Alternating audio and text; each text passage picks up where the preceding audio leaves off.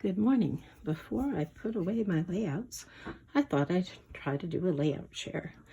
And this is all very new to me, but before I put these in the album, I wanted to take my time and share them with you.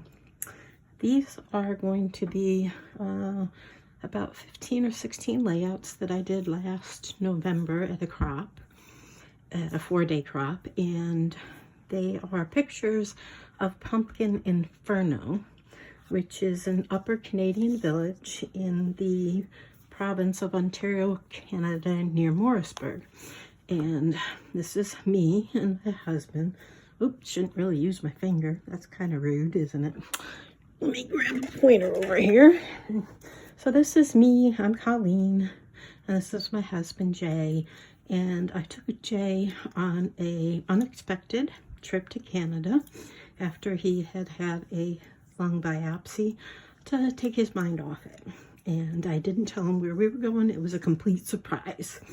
And so when we got to Pumpkin Inferno that evening, and what that is an Upper Canadian village, which is a historic village in Canada, during, I think, the end of September and the beginning of October, or maybe it's just October, they turn the historical museum into a display of pumpkins that are artificial pumpkins that are carved by a series of carvers. And some of them are whimsical, and some of them are very enchanting, some of them are spooky, some of them are mysterious. Jay and I took several hours to go through there because I had to sit down at various times, and we sat to enjoy music sometimes, and I took over 500 photos that I've narrowed down to about 350. Yes, I take a lot of photos. So this is where we entered Upper Canadian Village, and here was a display that told you about each and every one of the sets, what you would actually see. And it kind of described it, and actually I really want to type that up because it was all written in poetry, and it was very, very interesting to see. So the next, I guess I didn't say, not good at this yet. Most of the paper that I am using is either from Simple Stories and the embellishments, Simple Stories, Echo Park, or Carta Bella, with a few random items from my stash. And I love to use Spiegelmom Scraps sequins, and I'm really sad that she will no longer be selling them. So most of mine are double page spreads. I like 4x6 photos mostly, and yeah, I guess that was that thought. Okay, this is Jack, and he actually shows you the direction that you go, and you'll see that him in various places in the village to kind of point the next direction. So he shows you the way, and all of the signs were written in English and French, which was very helpful for Jay and I. And so here's the first display of pumpkins that you see, and the one that says Pumpkin Inferno, Upper Canadian Village. And this is actually an old Creative Memories journaling card, and I was so glad to be able to use that. The next set of layouts that you'll see is the set that was called The Great Outdoors, and it was about camping and different activities at camping. You see them in the tent, and you see them around the campfire and the picnic table and enjoying that. This is Simple Story, Spooky Night, and this is from a paper pad. I do know that. And the other side of this double page layout, you can see the campfire. Now you see all the individuals around the campfire, and you see them canoeing in a boat. And so that was a lot of fun. And the next series of pumpkins on display were all about nursery rhymes, and they were playing music. And this paper here is an old Creative Memories that I've used on, and then it's mostly underneath all the photos, but and then this is from a paper pad, and this is probably either from Echo Park or Creative or Simple Stories. But we saw Hickory Dickory Dock, Row, Row, Row Your Boat. Oh, can't think of it. The dude that fell off the wall and all the king's men couldn't fill him. Oh, boy, I don't know my nursery rhymes. I used to know them. My mother taught them to me. And here's the other one. And to title the pages, I have the title of the display that I took that really helped me remember what we were looking at. Jack be nimble, Jack be quick, twinkle, twinkle, little star. The cow jumped over the moon. Dish ran away with the spoon. So I enjoyed hearing those nursery rhymes because my mom had taught them to me as I was growing up.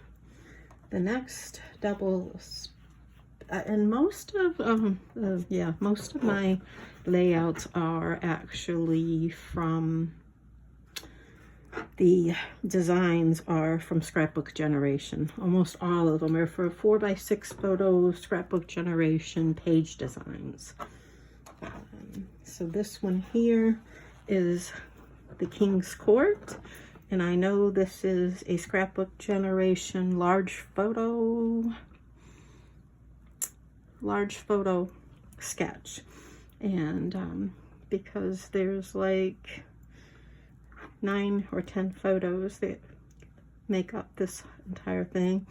And I really liked seeing the King's Court, and you can see that they're doing a joust, and you see the king and queen, and you see the page boy. These were fascinating to know that these were all carved from pumpkins. I really enjoyed this, and I wouldn't have known about it except that a couple of years ago, Moira O'Reilly had done a couple layouts when she went there with her friend. So that's how I knew where this was located. And here is a shot of the king and queen and the stained glass windows and the court. And I really, really enjoyed this. And you can see that I have used some brads. Actually, these are ones with the tines that you have to poke through. And so I liked this, lining up these paper strips, because I only had one piece of paper and one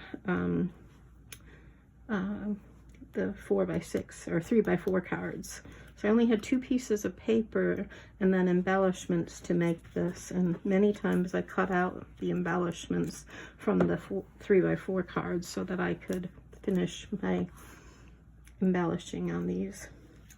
Then we got to the legendary lore, the mythological creatures, and I really liked this paper, and I did some stamping on the background. Here I had white paper, and then I stamped and stenciled to get some of the background, and then I used the paper. I think this was an Echo Park line about adventures, and so here we had legendary lore, and we saw King Arthur and Medusa and the Cyclops. And then we saw Cetus, which is a sea monster.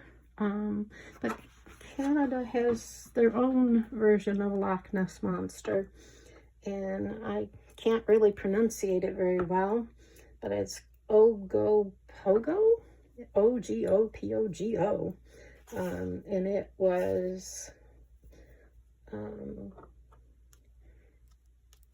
I think based up, if I remember right, in a lake in British Columbia. And so it is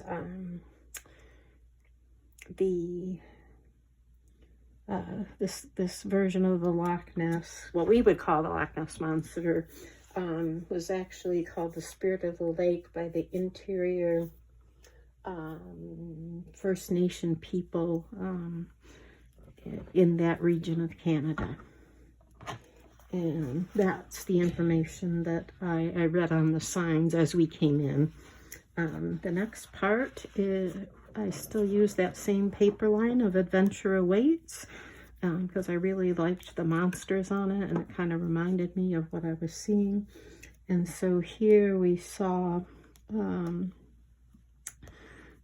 all of these amazing things carved from pumpkins. I was just totally enthralled. You know, you see Perseus, and we see a griffin, and we see a phoenix. And then the other half, you can see I used that that Echo Park line, Adventure Awaits, because I really loved that book. I read it to my little brother many, many times when he was growing up.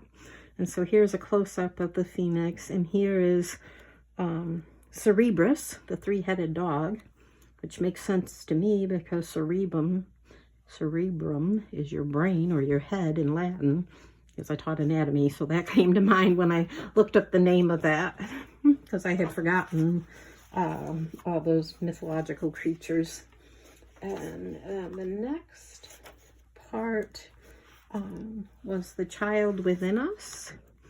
And this is paper from a paper pad that I can't quite remember exactly where it came from, but I know it's paper from a paper pad. And once again, all of these sketches are Scrapbook Generation 4x6 photo sketches. And this was titled The Child Within Us. And this one here, the little girl on the swing, it actually moved. And then here you can see them jumping rope and playing skip rope and double dutch skip rope. And it actually looked like they were jumping and moving, but I think it was just the way the lights were moving on that one. And the other part of The Child Within Us, you see a little girl here blowing bubbles. I mean, to me, this was so fascinating. Here is another old Creative Memories journaling card that I was glad to use up. And two more. I have this layout here of me sitting in the moon display. And this is from a paper pad, most of this. And not sure where this came from. Probably a sticker sheet from Echo Park or Simple Stories, because that's where most of mine are from. And then the other side of the layout was this hoof lady. And you can see she has giant hooves, and she's in a red dress. And if you read the description, the legend of the hoof lady, yeah, I can speak English. The hoof lady was Iroquois folklore, but they pronounced that as the Haudenosaunee, and I probably really butchered that pronunciation. The Haudenosaunee or Iroquois tribe folklore. It says, the sign there says, the hoof lady is a supernatural being who catches the eyes of mischievous youth and scares them for misbehaving. Oh, sorry if I shook the camera. I didn't realize my hand was on the table. She will seduce men with bad intentions, and some of them to never be seen again. The hoof lady is said to be a beautiful woman clothed in red, and the only way to tell her apart from a normal human, so she's clothed in red, is the very large hooves that she hides under her clothes. Many believe the story holds an important lesson for young people. The legend is said to be a warning to not misbehave, to follow the rules of your elders, and to make good decisions. So before you decide to sneak out for some fun at night, remember that the hoof lady may show up to teach you a much-deserved lesson. Well, I can say I never snuck out at night. I may have tried to sneak in late. But I probably wasn't sneaking in. I remember when I was 18 and before I went to college, I didn't have a set curfew time. Yeah, so, but I probably was trying to be quiet so I didn't wake the family up. So that is my layout share. I have about a dozen more layouts that I did in January at a 4-day crop. But these were ones I did in November, and this is the beginning of Pumpkin Inferno. And like I said, I took over 500 photos, but I have 350 of them. And so I wanted to share this with you, and hope you like the video.